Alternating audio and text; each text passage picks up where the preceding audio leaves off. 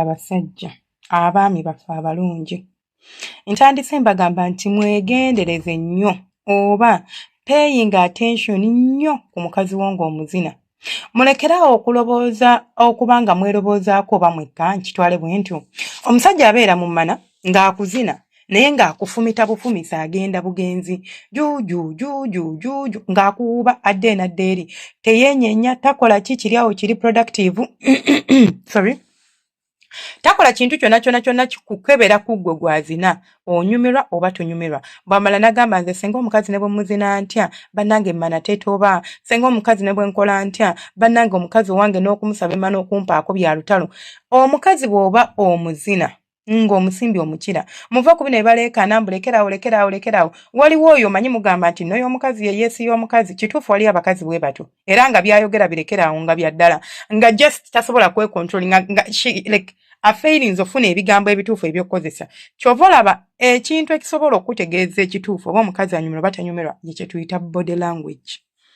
Omukazi omuzina ali kwesindikako, omukazi waba awomera omukira yeesindika ku mukira nti bwe mba ndi wansi nga ndi mu commissionary n'onteekamu omukira ngenda kupushinga in ngenda kwesitula mbere nga nnyingira munda nga neesembeza ku mukira kwennyini kubanga ndi kukola ki ndi kuwoomerwa. Omukazi bw'oba omuzina n'akulaga nti akwejjako oba yeesindika leki yejja ku mukira yeeyawula ku mukira kitegeeza tali kuwoomerwa. Abiwulira sinti takufiringa naye biri either kumuluma bwe biba tebiri kumuluma tabyagala by'oli okumukola tebimuwoomera tebimunyumira. Kati mwekyo kye mutaawula ogenda bugenzi mu maaso ye mukiraba temuwulira temulaba ogenda bugenzi mu maaso ng'osima okwo okuzina okutayina formula kwe kukyasinza okutta feeling mu kitanda. Gw'ozina buzinyi nga byozina olinga agamba nti oba oli kukola ki tekuyina formula tekuyina kigenderero just ogenda bugenzi suusu. Omwagalawo buli bw'omuzina mu style ezifaanana zityo tagenda kubeera ng'awoomerwa tagenda kubeera ng'anyumirwa wabula agenda kubeera ng'ate yeetamwa bwetamwa bintu byakwezina byebyo mutuuka ng'omukazi agamba nze tompeeweeta.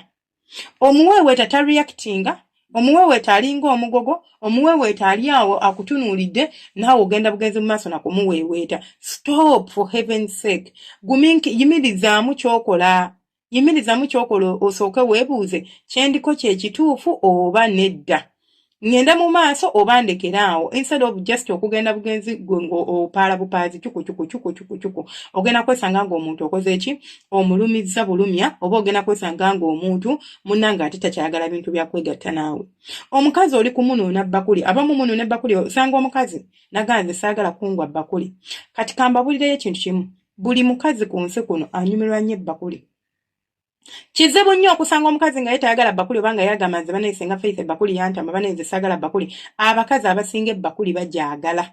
It's natural tugyagala nga nange mwendi kubanga ewooma ebbakuli ekutuusa ku ntikko ebbakuli ekuwuliza bulungi ebbakuli ekuleetera okulobooza nti omwagalwa waakwagala ebbakuli anjawulo. Naye osanga omukazi ng'agamba nze saagala ate nga si nti nno nti like takuwangako n'okimukola naye wali okimukozeeko but right now agamba saagala. Singa lwaki mukazi wange tayagala bakuli ate nga nze njagala nnyo waliwo okubanga kale yali takuwaddeeko oyo si ggwe aliko obuzibu.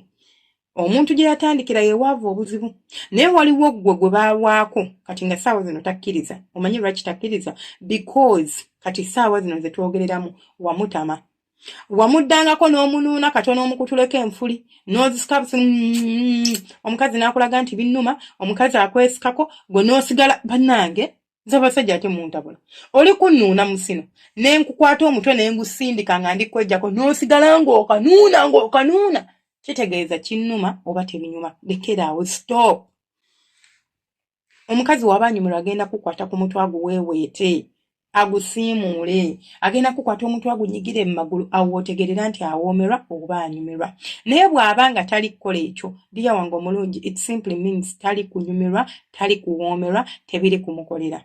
Lekeraawo kyonna ky'oli okukola osooka opinga attention ku ye otegeere ye omukazi wange ayagala ki oba nkole ntya nyumirwe ntya you know things like that. Not just gwe kugenda bugenzi mu maaso ng'onyeenya tewali formula. Muzine emmana with purpose. Muzine emmana with formulas. Si just kugattirira bintu gwe n'ogamba ndi mu kuzina naye ng'emmana yange ekituufu kiri nti oli kugizannyira mu buzannyizi. Tolina by'oli kunkola nti onzina wabula okubeera ng'ozannyira mu mmana yange ekigenda okunnyiiza, ekigenda okumpuliza obubi, ekigenda okumpa obusungu kubanga ndaba oli kunnyonoonera ebiseera byange. Muyinza okuzina bakazi bammwe banyumirwe. Paying attention ku mubiri gwe. Omuzina oba omuwawe tatareactinga birekeraawo yiiyo ekirala. Tetenkanya. Tobeera ddofe. Tobeera kataala. I'm sorry to use this word but kye nina okozesa mutegeere bulungi. Tobeera kataala mwefaako mweka muli very selfish. Obeera mumana y'omukazi gwe kasita oli munda. Kyekyo ky'ofaako. Jugu. Kasita ndi munda. Ebisigadde tisaagala kumanya. Oli mumana y'omukazi ogisoggolo dde eno ddeeri. Bannange.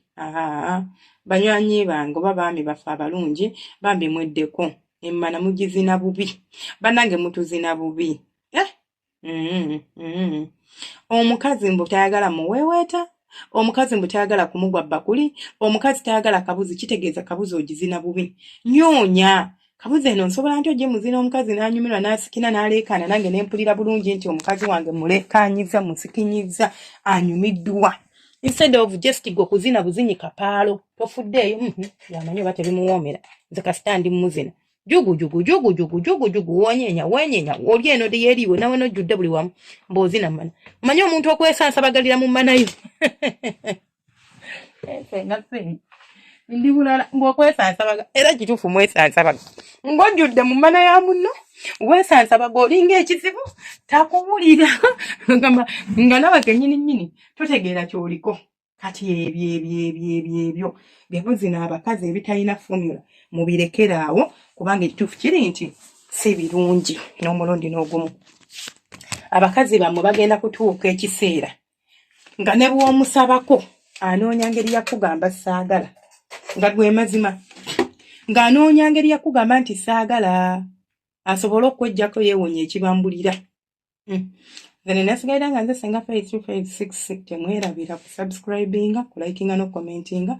Saba Mukama abanjagalire, abankuumire, ate era abampeera ebisinga obulungi. Banaye mwebalinnyo abeekuumira ku Senga Faith nga gwe buli kenteekayo dduka mangu. Tuyina YouTube channel, tuyina Facebook page, tuyina TikTok account, tukola live streams buli lunaku. Tuyina ne channel yaffe endala eyitibwa Story Hub Uganda. Osobola okuyitayo no subscribinga ate yo eyabo abantu abanyumirwa stories. Oba oli eyo ng'onyumirwa nnyo stories naddala ezirimu abakulu bokka oba ez'ekikulu osobola okuyitayo kubanga Senga Faith nga mumumanyi ebyange mubitegeera tebibaamu kubikkirira. Tumaasa bumaasa bwawe bigambo ne tunyumirwa okwezina. Mubeere bulungi. Akuuma atakuumira mpeera. Baagala nnyo bantu bange abalungi.